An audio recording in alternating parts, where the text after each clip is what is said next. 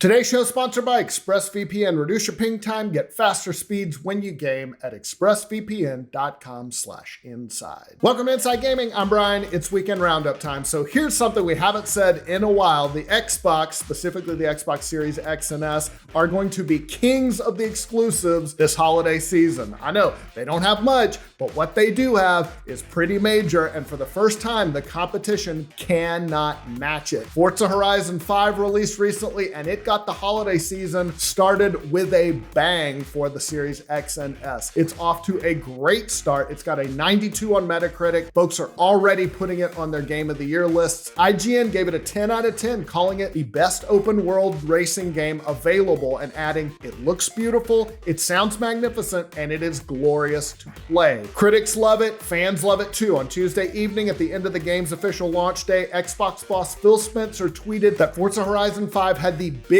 launch day of any Xbox Game Studios game, with more than 4.5 million players across PC, cloud, and consoles. So it's huge. Critics love it, fans love it, and then next month they're going to follow it up with the release of the much anticipated Halo Infinite. I know the development has sometimes been a challenge. There's been delays. There's been some goofed on features like Craig, but the reality is Halo is still a big franchise and it's a huge exclusive for this holiday season. Plus, multiplayer beta has gotten some good feedback, and Halo multiplayer is going to be free to play, which you have to think is going to move some consoles. So it's going good with Xbox. They got a couple of big name exclusives, and they had Flight Simulator that came out on consoles earlier in the summer. So they've got some stuff to work with. Let's look at the competition, and I'm going to leave out obviously the big upcoming multi-plats like Battlefield 2042, Call of Duty Vanguard, the GTA trilogy that just came out. All right, let's look at the Switch. It had an impressive exclusive, no doubt, with Metroid Dread. I loved it. They had Mario Party Superstars. Then it's going to follow up with Pokemon Brilliant Diamond and Shining Pearl soon. Those are two remakes, obviously, of classic Pokemon games. But after that, for the rest of the holiday season, it gets pretty thin for the Switch. So now let's get to Xbox's more direct competition, of course, the PlayStation 5. No doubt it has had some good exclusives in 2021 with Returnal, Ratchet & Clank: A Rift Apart. Their other big exclusive this year, of course, has been Deathloop. Got a bunch of critical acclaim. People love it, but that is a timed one. It is going to be out for the Series X and S next year. For the rest of the holidays, kind of looks like multi-plats for the PS5. Mostly, that's not a bad thing, but it's also not a reason to specifically pick up the PS5. And exclusives are what set the PS4 apart last year, and it's Sony's strategy to win this generation too. Now, they are going to start rolling out more exclusives next year. It looks a lot better for the PS5. Horizon Forbidden West, Gran Turismo 7, and of course, God of War Ragnarok. Well, if nothing gets delayed. But on paper right now, it looks great. But then again, next year doesn't look bad for the Xbox either, exclusives wise. They've got Redfall, that's the open world first person shooter from Arcane Austin. They made Prey and Dishonored, and of course Starfield, the new IP from Bethesda, also scheduled for late 2022 as well. Not quite as punchy as the PS5's lineup next year, but it's not nothing either. The cupboard's not bare. They've still got some stuff, and I feel like moving forward from that, this is where we're going to see Microsoft's acquisition binge of studios start to pay off. They spent, of course, the last several years grabbing a bunch of anybody they could find, really, that's not Insomniac, culminating with the big acquisition of Bethesda. Oh, and side note, there's also some rumors out there that Microsoft isn't done acquiring studios, and they might have a big one coming up fairly soon. Last month, GamesBeat's Jeff Grubb said on the Grub Snacks podcast, he thinks they might be kind of kicking the tires of a few studios in particular as acquisition targets. And some big names here that includes, and this is just his opinion, but he thinks they might be looking at Crystal Dynamics, they made Rise of the Tomb Raider and Perfect Dark. IO Interactive, of course, they did Hitman 3 and Project 007. And Avalanche Studios, which made Just Cause 3 and Contraband. Again, just his opinion, but it's a sign that they're not done expanding, or at least people on the inside think there's more to come. Now, of course, the big knock on Xbox the last generation was that they didn't have enough exclusives. But as we can see, that's starting to change, and this holiday season is the first in a long time that Xbox Xbox is gonna have a leg up in exclusives. Honestly, too, this is a great opportunity for Xbox to jump out in front. It's the holiday shopping season. This is their chance to get new people in their ecosystem, provided they have enough supply of Xboxes to meet demand before Sony inevitably starts to roll out their big guns too. Overall, I feel like it's nice to see Xbox on the rebound after a tough last generation. I always feel like it's good to have as many strong players as possible. So it's good that Sony's doing well. It's good that Microsoft is doing well. It's good that Nintendo's doing well, and PC. That's always the best option, I'm just saying. But you never want to have one player get so big and then they just dominate everything. We kind of saw that in the 80s with Nintendo. You want to have a lot of people. Competition, always good in video games. All right, we'll get to the rest of the stories in just a second. But first, guys, let's talk HelloFresh. It's the holiday season. That's the time of the year when time speeds up. Your house looks like the Tasmanian devil hit it. Well, mine always looks like that. And your fridge is constantly empty, but you can prevent that, or at least the fridge part, with HelloFresh. They send you fresh, pre-measured ingredients along with delicious recipes to make home cooking easy, fun, and fast. And for the transition from fall into winter, they have a ton of cozy recipes. Oh, my favorite, the chicken ramen and shoyu style broth. Turkey ragu nochi, that makes it easy to skip the takeout. Plus, HelloFresh, not just for meals, guys. Their marketplace offers a span of add-ons for breakfast, dessert, even seasonal snacks like Pillsbury pumpkin cookie dough. I love HelloFresh. They make it they make it easy. They send you the ingredients. I made these white cheddar Wonder Burgers.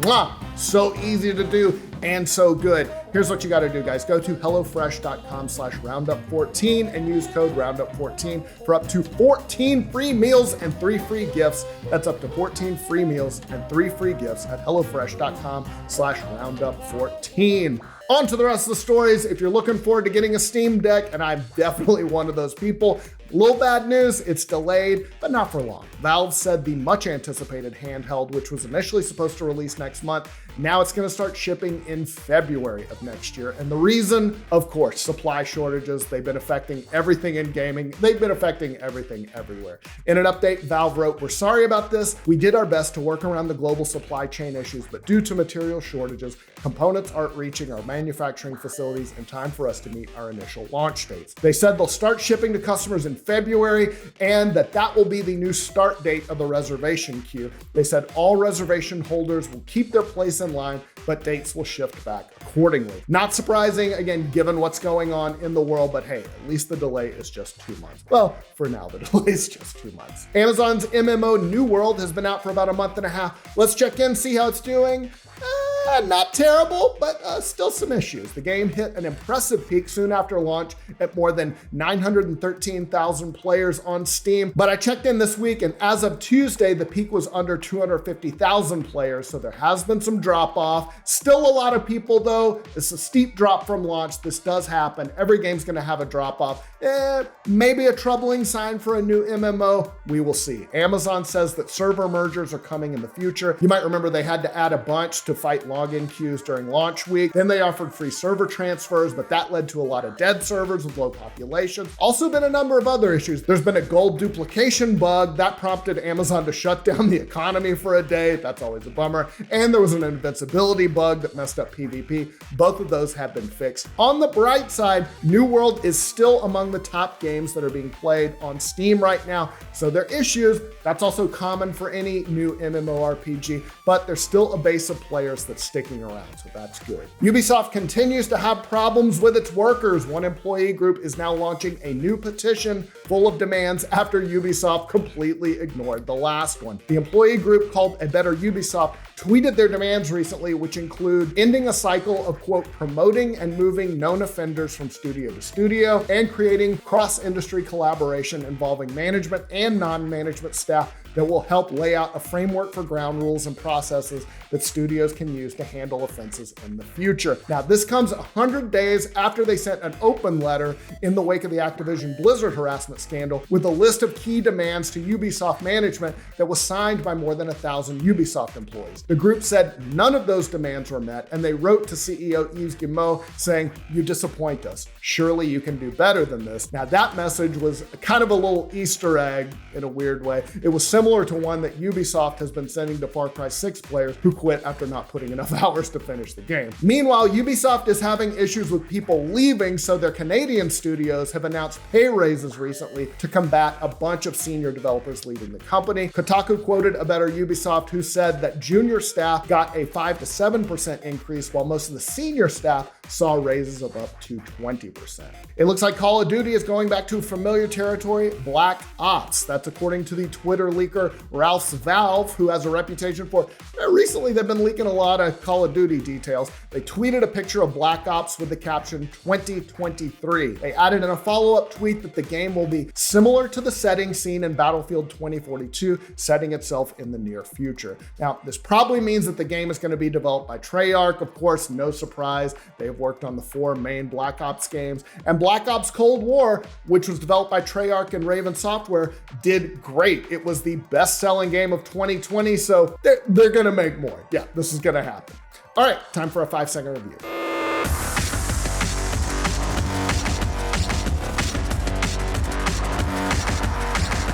All right, is it Forza or Forza? People get mad at me either way I pronounce it. Also, the game's really good.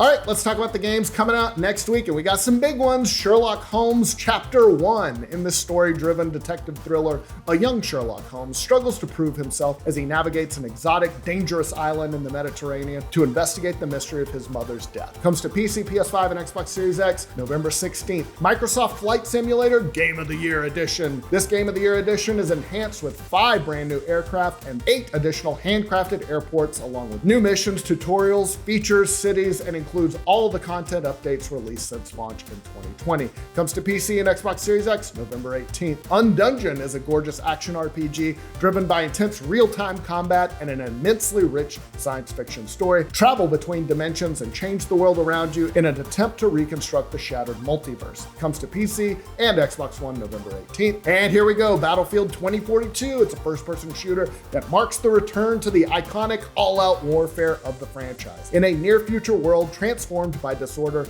adapt and overcome dynamically changing battlegrounds with the help of your squad and a cutting-edge arsenal. Comes to PC, PS5, Xbox Series X, PS4, and Xbox One November 19th. Nerf Legends thrusts you into a futuristic sci-fi world where you'll come face-to-face with legions of robot enemies and ultimate boss masters. Armed with a wide variety of Nerf blasters based on their real-world counterparts, you'll thwart formidable enemies while being challenged to pull off the most impressive, high-flying trick shots across a series of unique and immersive environments. Are your Nerf skills up to the challenge to become the ultimate Nerf legend? It'd be funny if they just nerfed everything in the game and made it less powerful, because that's what nerf means in my mind.